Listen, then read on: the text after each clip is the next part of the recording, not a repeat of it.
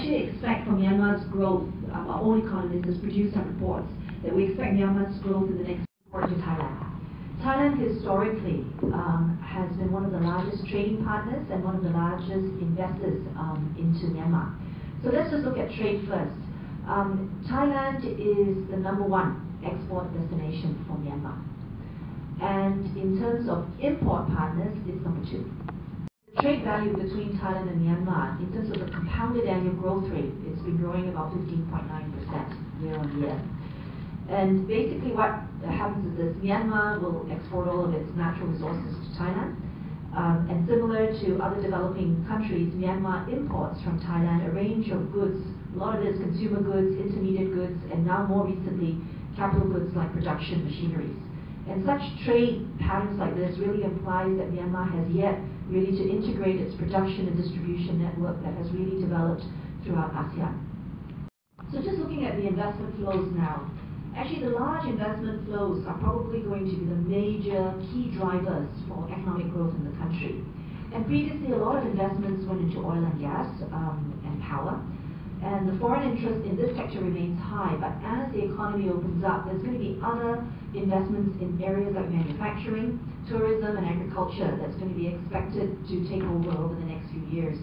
And the government, just by speaking with them, we know will be very keen to actually facilitate investments that will actually spur jobs, because there's about 70% of their population that needs to be employed, and it's going to be in things like labor-intensive manufacturing industries and agriculture.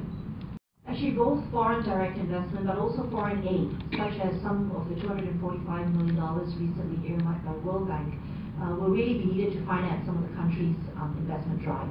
And also, the domestic banking system will need to be developed, because it now remains underdeveloped by international standards, in order to spur some of this. And as a result of that, in the meantime, offshore funding probably will be required in order to drive some of these investments.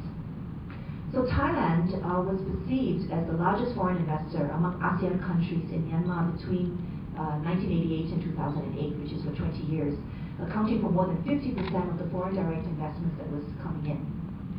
However, more recent data actually indicates that it is actually China that is now becoming the single largest investor into Myanmar. And FDI from China really increased significantly over the recent years, now accounting for about 34.4% share, while Thailand's share is 23.3%, still very important. So Thailand is now the #2 investor in Myanmar on an accumulative basis. A lot of the accumulated FDI to date has been really biased towards oil and gas and power, as I said before, especially in timing between 1988 to 2008. And going forward, as I said, it's going to be more on the manufacturing side. So the next slide actually shows the number of tourists, between the two countries. And I think the tourist number will only go up given sort of all of that interest going into Myanmar, and so many people are using Bangkok also as a platform to go into Myanmar. It looks like a lot of Myanmar visitors are coming to Thailand. I'm going to go back to that first slide because I want to now talk a little bit more about why is Standard Chartered going into Myanmar at this stage. Actually, Standard Chartered has had a history of over 150 years in Myanmar. And we actually started, in Rangoon at the time in 1862. And if you actually see on this slide, the building on the right-hand side of the slide is the building of Standard Chartered that we built in the 1930s. It's about 31,000 square feet, so it's huge in terms of the space in those days. Even today, I think, is huge. So it really shows that Myanmar, or Burma at that time, was a very important business for Standard Chartered in those days.